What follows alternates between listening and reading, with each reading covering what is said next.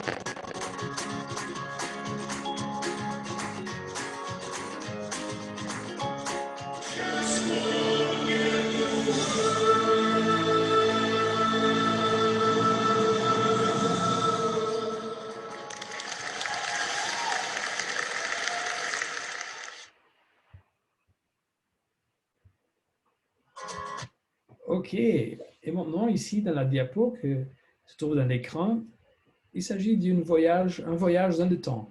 C'est la chronologie de la conservation des documents et des archives. Nous avons commencé par collectionner des livres au début et 40 ans plus tard, nous avons commencé avec des microfilms, profitant de la technologie existant à chaque moment. Plus tard, nous sommes passés au système numérisé et nous sommes aussi, nous avons utilisé des disques compacts. Déjà, à la fin du XXe siècle, nous avons numérisé des images et au siècle XXI, nous abandonnons complètement l'utilisation du microfilm et avons autant d'images que possible disponibles sur notre site pour tout le monde.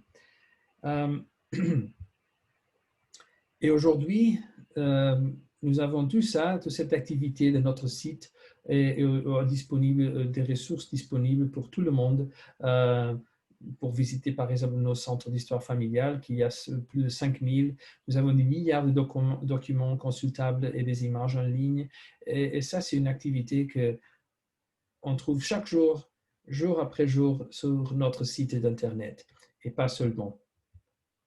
On parlera maintenant de l'arbre généalogique ou l'arbre familial, que c'est une des choses que vous trouverez sur familysearch.org.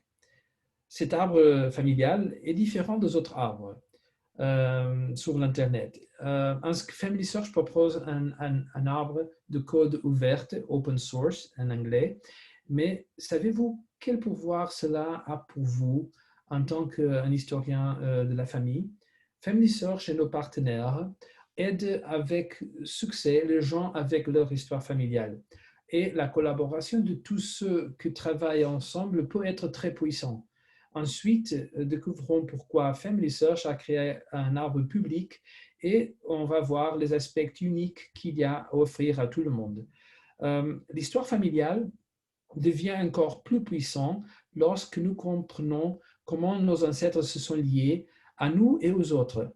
Les arbres familiales ont une ligne patrimoniale, se retrouvent dans toutes les cultures du monde. La façon dont tout cela est mis en place varie en fonction de l'endroit où vous vivez et ou de notre héritage. Un arbre à code ouverte, tel que celui fourni par Family Search, peut regrouper de nombreux types d'arbres. Les données peuvent être compilées à un seul endroit et sauvegardées pour toujours. Les arbres partagés facilitent la synergie, ce qui permet aux utilisateurs de travailler ensemble pour augmenter l'investissement au fil du temps, réduire la duplication des efforts et partager les fruits de leur travail avec leurs descendants, tout en bénéficiant de la sagesse de tous ensemble. L'arbre généalogique est l'arbre familial est un arbre généalogique ouvertement modifiable, fondé sur des preuves et librement accessible à tous, de la plupart des endroits du monde, et ça c'est fourni par Family Search. Alors, mais est-ce que Family Search, l'arbre familial Family Search est un système partagé dans lequel chacun détient ses valeurs? La réponse est non. Et est-ce que l'arbre familial est-il un système partagé dans lequel chacun maintient ses valeurs? Et la réponse, c'est non, notre fois. Family Search et son arbre familial demandent à chacun de faire de son mieux et de contribuer dans un seul arbre, notre arbre unifié, partagé, où tout le monde travaille ensemble. Et ouvrez le système pour que tout le monde puisse réparer ou ajouter quoi que ce soit. Pourquoi l'arbre familial de Family Search ne offre-t-il qu'un seul arbre? Pourquoi ça? Bon, ça c'est pour réduire la duplication. À la fois duplication dans la recherche et représentation d'une personne en plus. La photo que vous avez dans l'écran maintenant, c'est de ma grand-mère. Et elle était dans l'arbre familial après qu'elle est morte au moins 7 fois. C'est pour ça que j'ai mis la photo là 7 fois. Et ça, parce que la famille se trouve tous ensemble, mais après qu'elle est morte, nous avons collaboré et maintenant, on trouve la grand-mère, c'est une seule personne dans l'arbre et pas une personne multipliée par 7 de chacun de nous qui a le donné de notre grand-mère ou de la mère au enfant de la relation familiale. Et ça, c'est important. Maintenant, notre grand-mère ou mère devient seulement une personne qui peut être trouvée partout. D'accord? Par tous qui travaillent sur cette ligne familiale. Le but est donc de mettre tout ce qui concerne une personne à un seul endroit, un fichier pour une personne, et non de plusieurs fichiers ici et là sans rapport. Et avec ce système, nous pouvons encourager la conversation et la discussion, car la vérité est que ma grand-mère n'est pas seulement qu'elle n'était pas la mienne, c'est vrai, non? Elle est aussi des autres personnes de notre famille. Et ça, on peut parler sur les données que nous avons pour cette personne. Et pourquoi tout le monde peut-il modifier? Ça, c'est une question. Disons qu'on peut faire ça pour améliorer les informations de l'arbre. Ensuite, s'il y a des erreurs, les gens peuvent corriger les données, les informations et l'améliorer. Ça, c'est un but. Et j'aime beaucoup les voitures ici. J'aime aussi de les avoir comme ça, qu'on peut avoir des voitures qui sont de faire aussi le nettoyage de la voiture. Et ici, c'est la même chose. Quand nous avons un fichier, on peut faire le nettoyage et améliorer la qualité de l'information et de les données. Et ça, c'est une chose qu'on va faire quand on partage tout ça entre tous. Mais l'édition ouverte, bien sûr, est un outil puissant qui nécessite ou demande un équilibre. Nous équilibrons cela avec, très important, avec les sources. Les sources pour valider nos conclusions. Comme j'ai dit, j'aime les voitures et j'utilise ici un exemple d'un acte de naissance que j'ai vu par moi-même à Modena, à l'Italie. Et ça, c'est le cas de monsieur Enzo Ferrari. Et on peut expliquer quand on utilise une source, on peut remplir tout ça. Et dans le cas de M.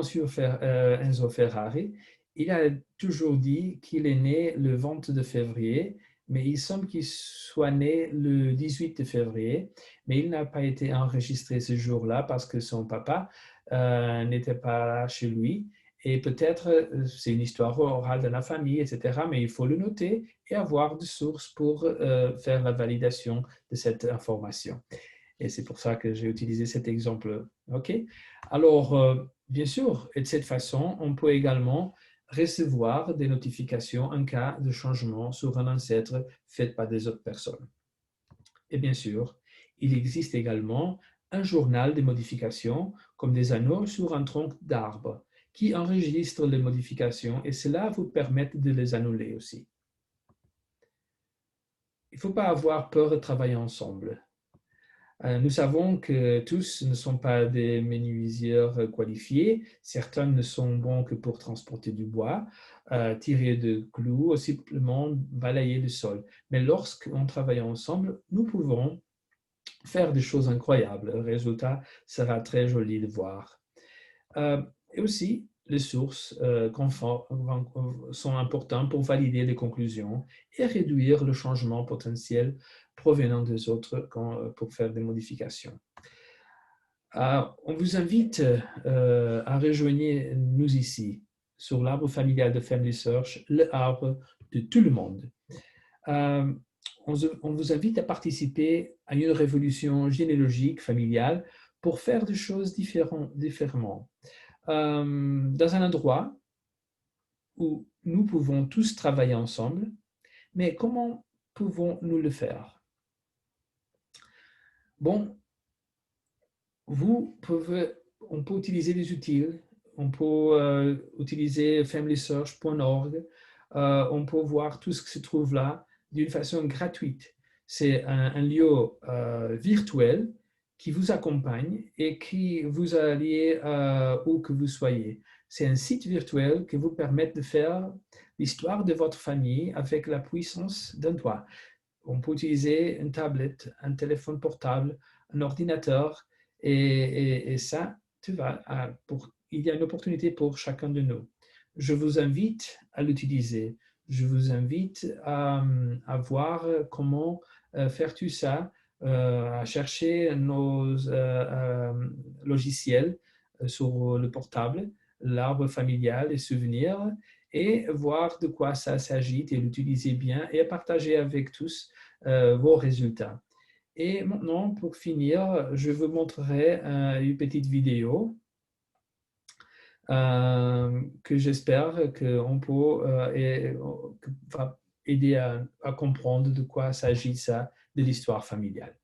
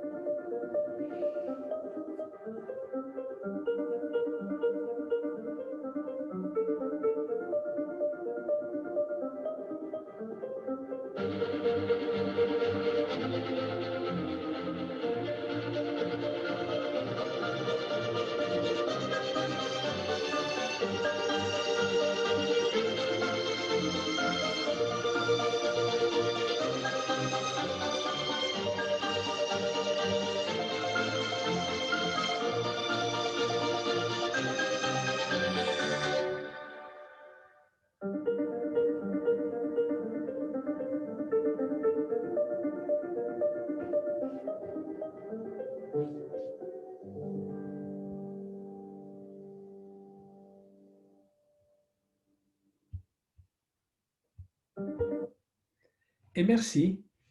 J'espère que cette aventure a été bien pour vous.